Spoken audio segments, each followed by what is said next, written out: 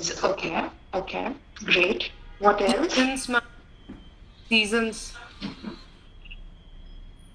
Seasons. Okay. Okay. Something related to that. Once again, something. Just come back closer. There is one more. Something more. Ma'am, the service. Traveling. I'm sorry. Traveling. I What said did the you say? service. The word was not clear. Okay. So see, I see broadly these are classified into basically the first what we're going to talk about is attractions. Everybody has heard about this word attractions. See, when somebody what I normally tell the aspirants or the students of this for this industry is that see, you should never take any of your topics from the perspective of a customer. Please do not take anything in the perspective of a customer. You are all going to be tomorrow's travel and tourism professionals or airline professionals. So we are here to actually groom you, to mold you, to develop you those skills that you need to serve your customers, right? So from a customer's perspective, when he comes, the first thing that normally you ask is, what is there to see there? What good things to see there? So there, the place should be scenic. Their place should be there should be something to see there, right? So that normally comes into attractions. Again, certain attractions, as you all know, are man-made. Certain attractions are natural. Now look at the next slide. This is a Grand Canyon balancing block in Grand Canyon National Park. This is in USA. Now this is a natural attraction. Nobody's gone and kept that rock balancing there. So this is a natural attraction. Look at this, the Great Barrier Reef. I'm just giving you some of the examples here. Great Barrier Reef in Australia. Again, this is also a natural attraction. Right? Have you heard about this barrier reef? This is the biggest reef in the world. The second being in Belize, North America.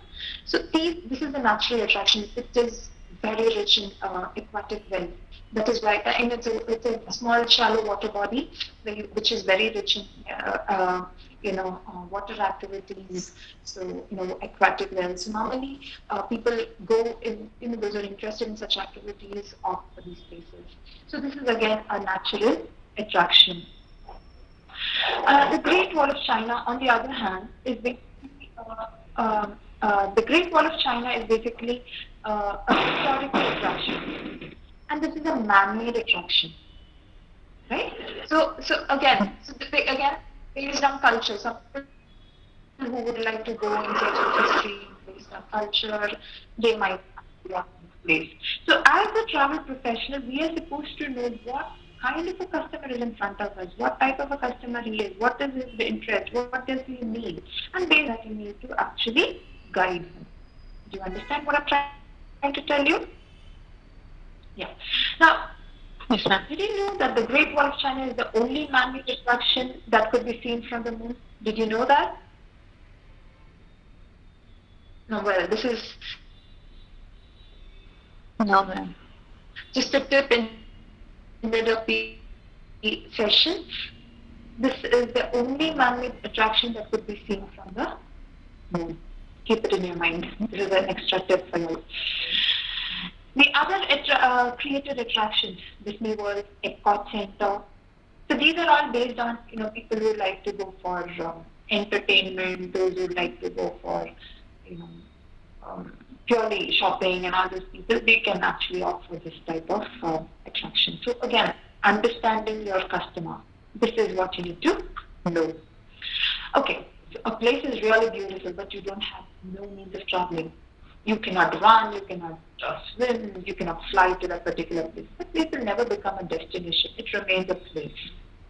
So from a place to a destination, you first need attractions, then accessibility. You need some mode of transport to travel. Again, this is where I would like to tell you something. That is, basically we have different types of customers. Broadly, it's classified into two: business travelers or leisure travelers. Again, business travelers will go for only purely for business activities. Leisure travelers are further subdivided into uh, you know adventure travelers, shoppers, entertainment seekers, interpersonal travelers, eco tourists, cultural tourists, religious tourists, status seekers who normally like to go to expensive places and they show vanity, they go for safari and then they probably bring a stuffed, some animal and say, okay, this is something when I went, they just try to show off. Those people are called as status seekers. So there are multiple types of different types of, leisure travelers. This is where, as travel professionals, you need to understand what kind of accessibility or what kind of mode of transport you need to give. So there might be status seekers, there might be luxury travelers who say, luxury travelers will never like to go, off road, or they might not like to go. They want comfort in every element of their travel. So this is where you need to match their mode of transport. You cannot put them into off-road or give them not much, like the ones that the adventure seekers would like for. Or a person who wants adventure, you cannot give them a very cozy car and say a very well-paved road or maybe, expensive places and say, okay, please enjoy your tour. No, you cannot do that. So this is where, as travel professionals, you need to be really smart and match what kind of customers are coming to you and what type of destinations you need to share for them. And when you're planning for destinations also, accessibility feature plays a big role. Am I being very clear to everybody? Yes, ma'am. Am I going very is my speed high or is okay for you all? It's okay. It's okay, ma'am. Normal. It's fine, ma'am. Okay, ma'am. So this is where I would like to make you understand. Look at the second point. A balance between convenient geographical position and a variety of available transport options will make a location a more popular destination. So this is something very important. That place needs to have some mode of transport, and based on that, only the place becomes a destination. So we learned about two features. First one was attraction, second one was accessibility. And look at the third one, cost and standard of living. See, almost all the points were covered by you all. See, cost and standard of living also plays a very important role. Cost and standard of living becomes too high, not everybody may be affordable, can afford that place, and not everybody may tend to go to that particular place. Cost and standard of living goes too low, that also becomes a little bit heavy. So there should be a balance, in the cost and standard of living. Again, there are all types of places, there are all types of destinations that people like to go. But in case if there is, if the balance is maintained, a particular place becomes a more approachable destination. You understand what I'm trying to tell you? So yes, so cost and standard of living is another feature that actually influences travel. Culture. Culture also plays a very important role. Culture basically is a very sensitive area that as travel professionals we need to consider. Can you give me one word meaning for culture? Is it possible to give a one word meaning for culture? No, because it's an amalgam. It's a sum total of a particular society's language, religion, politics, food, art, dressing, customs, traditions. Everything together defines a particular society's culture. So this is also something that you should be into focus when you are sending your customer, to a particular place. Because somewhere the food that you eat here or probably may be a delicacy here, but when you might be something that is prohibited in some other place. So this is something that you need to see. For example, I'll give you better examples. Like everybody has heard about a country called China. China is a very beautiful country, and I'm sure everybody has seen it in many of the films also, or in pictures, in Google, in documentaries. Everybody must have been familiar with that. Are you? So this is where, the moment China being a very beautiful place or being a very, what do you say, uh, you know, it has all the other features like attractions, accessibility, constant standard of living, everything is being met. But do you know what is the greatest barrier for China's tourism there? Can anybody guess? Culture, no? It's the language. Yes. What is the language for China? Chinese. It's different, like man. No, my dear. That is something that we tell. It's Mandarin. Mandarin is the Mandarin. Mandarin is the language of China, and it is not the language. The problem is they do not. I'm sorry, Reena. So they do not understand any other language other than Mandarin, and we do not understand any other language other, So this is something that is a drawback for the in case if there is any barrier for the development of tourism. That is one of the drawback is the language. So that is again something that you need to be really making your customers prepared. You need to have a guide along with the customers. Only then they will be able to enjoy the vacation or travel in a better way. So similarly, for example, Saudi Arabia. Saudi Arabia, if you look, the major foreign tourists who go to Saudi Arabia is for Hajj and Umrah. Basically, the stringent rules and regulations are one of the reasons that are hampering the development of tourism there. So this is something that as travel professionals we need to know, and we need to guide our customers based on that. So culture definitely plays an important role. Food, different types of foods. So basically the food that weird foods. There are some people who go for in search of taste, cuisine tourism, which is again something being developed these days. Who go in search of taste, explore new taste, local taste, and all. So people who are interested, yes, you may. But otherwise, you should always be knowing what the culture is, what is the customer is supposed to be, expected to wear, how to behave. See, this is something. This will add value to you. It will add value to your credibility. This adds value to the credibility because your customer comes to you and says, okay, he or she knows this travel professional knows everything. So these are small bits of the add-ons that you can put in when you are actually guiding your customers for travel. So culture.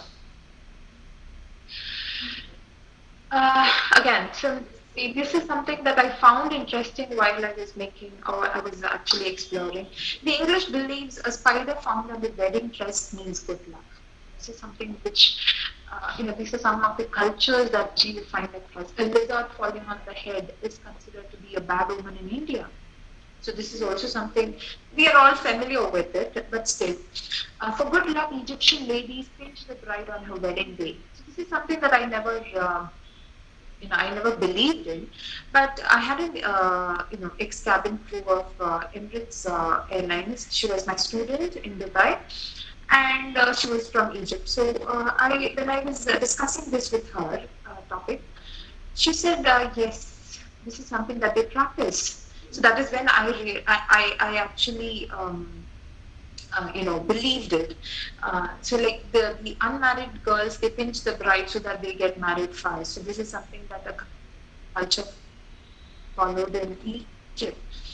Greece, a child's tooth is thrown onto the roof. In Indonesia, you're not supposed to point out. You're only supposed to see, these are some extras that you can keep in mind. Again, there are some nations where you're not supposed to keep your cross-legged in public. You're not supposed to show the back of your shoes to somebody, which is a very big insult.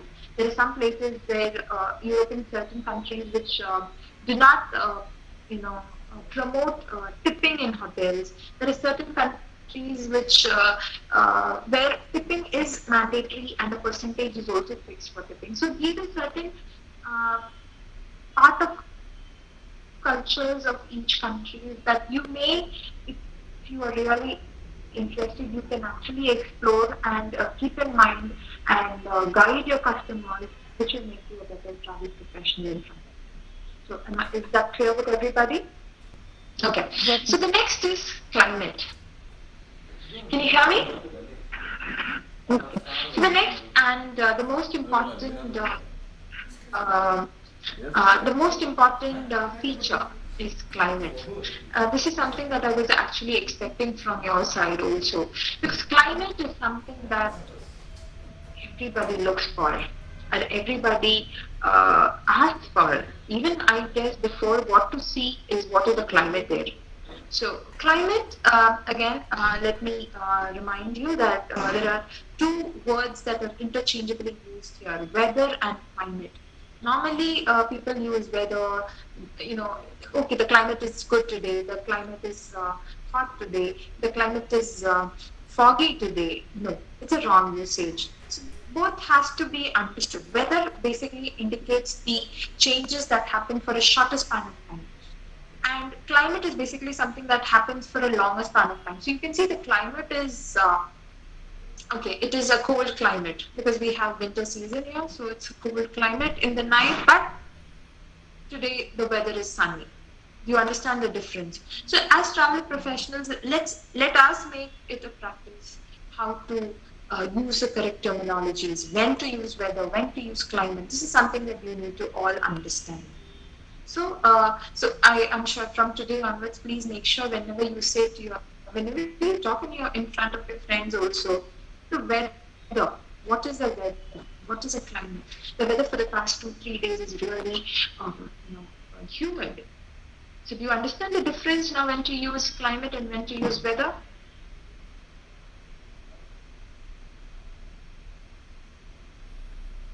Okay.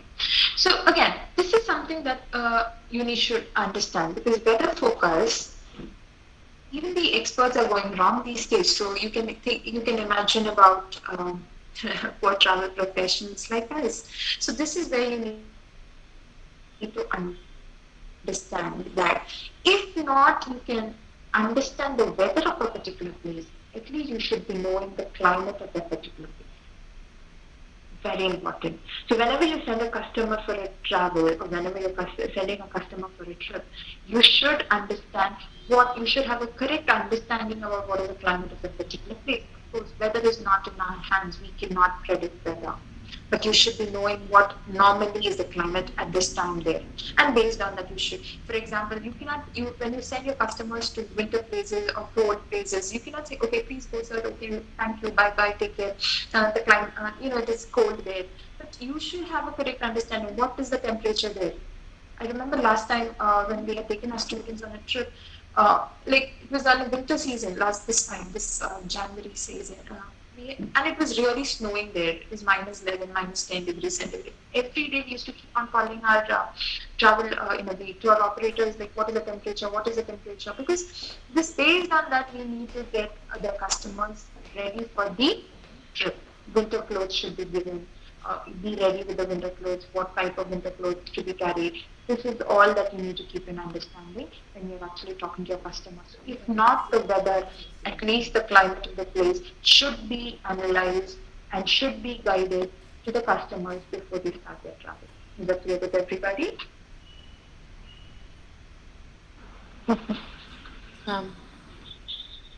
Okay. Now again, see, so basically I've completed with the known or the basic the features or characteristics that particularly influence a destination. That is attractions. What can somebody tell me what were the features that we learned? What are the features so far we learned? We learned about Attraction, accessibility, cost and standard of living, accessibility, culture, and climate. standard of living, culture and climate. So these are certain. Yeah, thank you. So these are certain features, or these are certain properties, or these are certain elements, or these are certain characteristics probably that people might be known, or as travel professionals we can definitely guide. But along with these features, there are certain unpredicted features, like for example, disease outbreaks. Disease outbreaks is something that is not in our hands. For example, something that we're undergoing right now, this pandemic. We have never assumed what is happening. So this is something that is unpredictable. Political unrest and uncertainty, strife, natural disasters. These are certain areas. Again, another thing that you can include here is money devaluation, currency devaluation. These are certain areas, these are certain points, a place which is completely, which has, I remember a documentary that I saw, if I'm not mistaken, that was Myanmar, or I think it was some of the Southeast Asia, where you need at least 4.5 lakhs of Indian rupees to spend there one day. So this is something, the currency value is completely devastated there. So which means there, such places people may not be interested to go or may not be affordable. So currency devaluation is another area or currency that might influence, in defining a destination. So these are unpredictable places that features that a traveler should be, also concerned of. And again, some places which are very prone to natural disasters, people might not go there. So that again influences in defining a destination. So this is also something that you need to keep in mind when you are actually guiding your customers. Is that clear with everybody? Yes, ma'am. Yes, ma'am. Now, do you see? The most important. See, when we spoke about so many features, but probably the statistics say this is how this is the order of the people looking for choosing a destination. The first one is weather. That's something I said. Before even talking about sightseeing or before even speaking about attractions, people first look at weather. What kind of a climate, what kind of weather is particularly the destination has. So this is something that the first proper priority people look for. Second, sightseeing or beaches, entertainment, language spoken, restaurants, and last is the cost and standard of living. Some people, it might be a dream come true, so that they might not, they may not be very choosy about the cost, because anyway I'm traveling, so it's fine. I can take a little more money for the trip. So that is all last priority. But first priority is always the weather and climate, then the sightseeing. So this is basically the statistics that show the most important characteristics that people look for while choosing a destination. So with that, we finished talking about destination. The next is physical geography. What do you mean by physical? That which you can see, that which you can understand. So basically, which planet do we live in? Can somebody just come out with a quick answer? Which planet are we living in? The Earth. Yes, ma'am. Okay.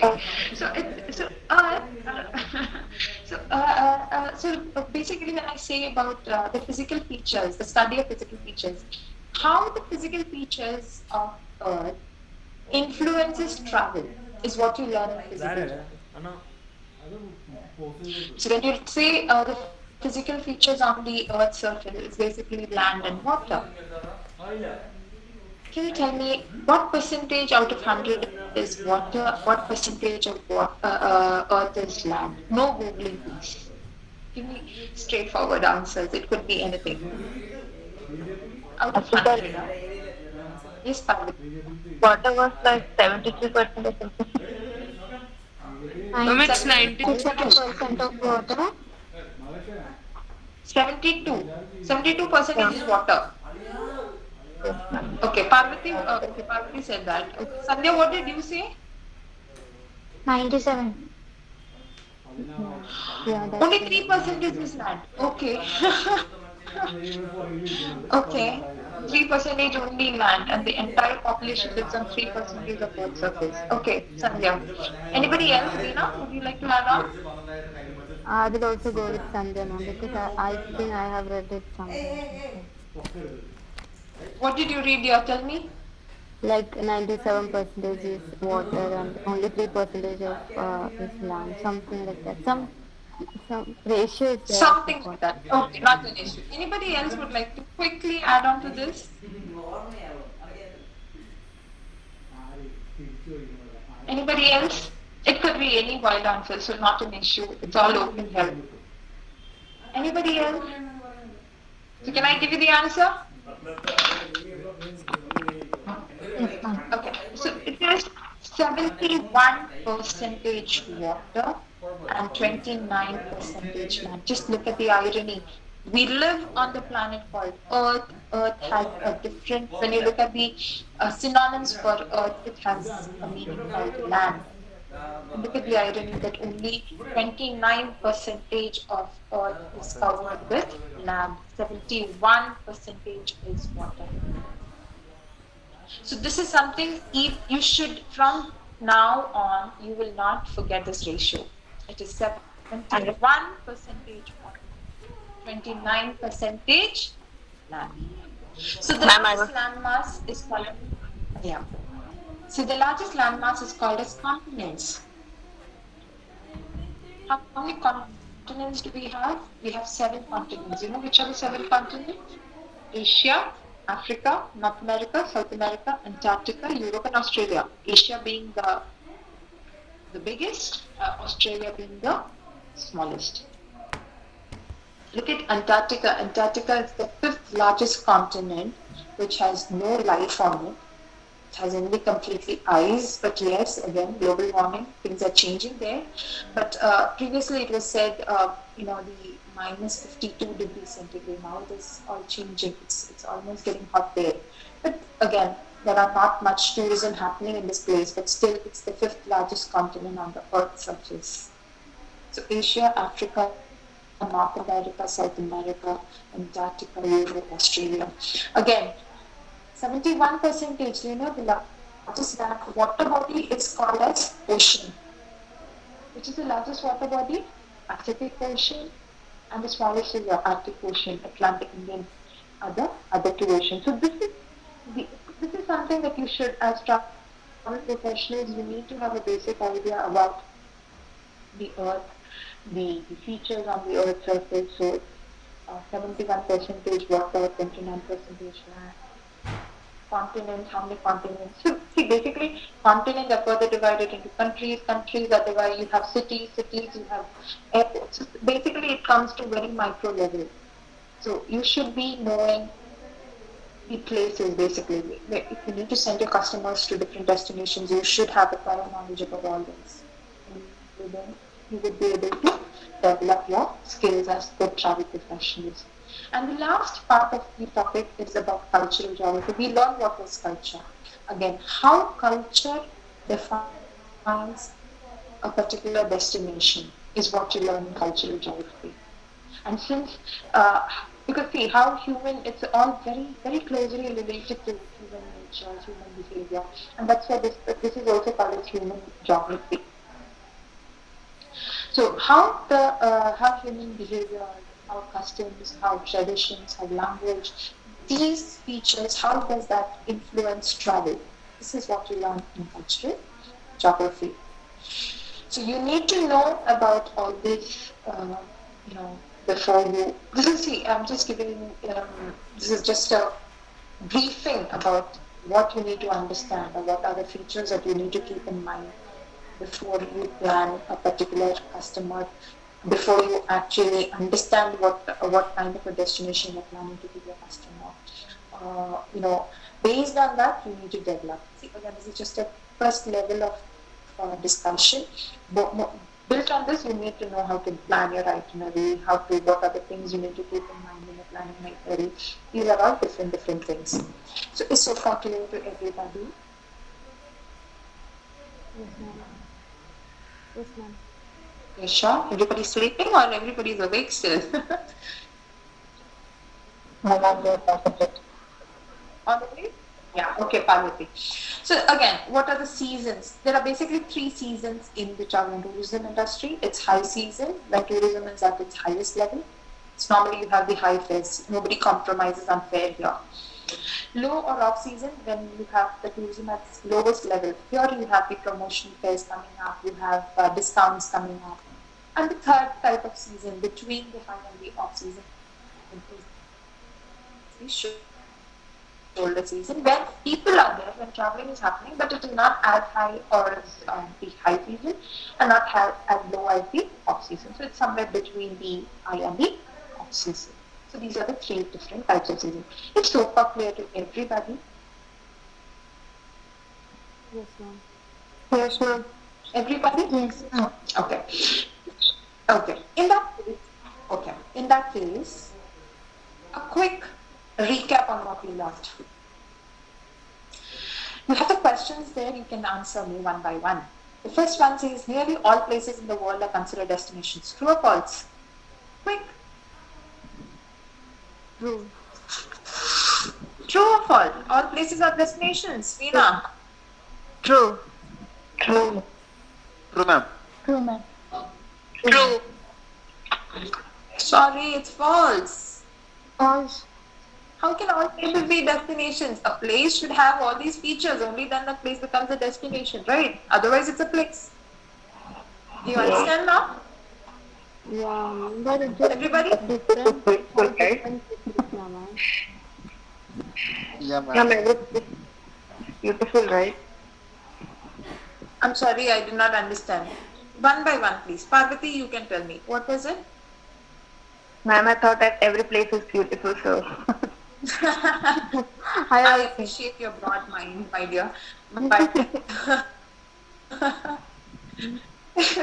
but here we need to understand that all places, a place can just be a place, but a place for a customer to travel again and again. That is what you call as a destination, right? So a place to become a destination needs some features.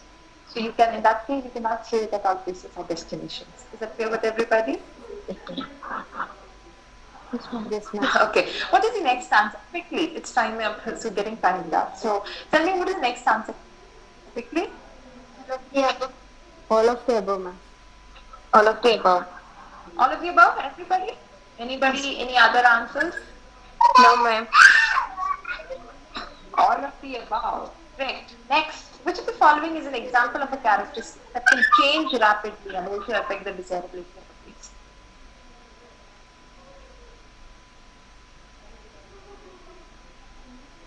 What changes Ma'am, you can rapidly? see the Tell me, Pina. we can see the options completely. Yeah. Now I can see. Can you see? Ma'am, this It is says all of the outbreak of diseases, currency devaluation, political unrest, all of the above.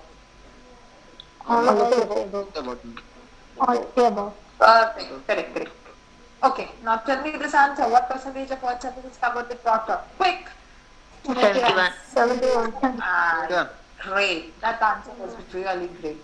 Okay, the next. Why is good understanding? You'll never forget that now again. Why is good understanding of physical? Understand this question really well and answer me the question, please. Why is good understanding of physical geography essential for travel professionals? A, to be able to plan new itineraries. B, to map geographical locations. C, to understand the world's geographical constraints. Both A and C. B, ma'am.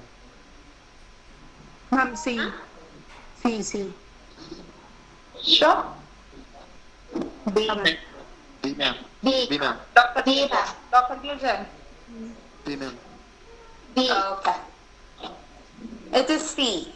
Why do you want to understand physical geography? To understand the world's geographical constraints. You should know where, what, and all those. No, physically, what is the happen. So this is something you see. This is why you need to understand physical geography, basically for the travel professionals. Last class, we're coming to the end of the session. Yes, did somebody tell something? Okay, so when tourism is at its highest level, what is it called? Quick. Peak season.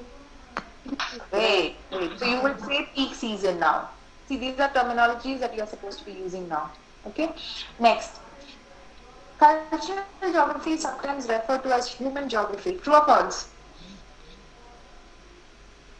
True. True, ma'am. True. True. Did you understand the topic, what I learned, what I explained to you today so far? Everybody?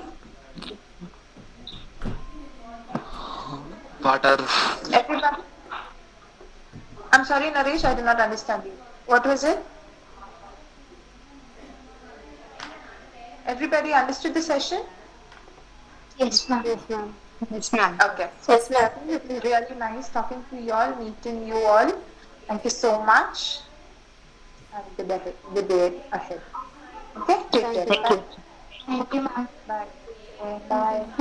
Thank you, ma'am. Bye. Take care. Bye. Thank you. Thank you, ma'am. Bye. Thank you. Thank you, ma'am. Bye. Thank you. Bye.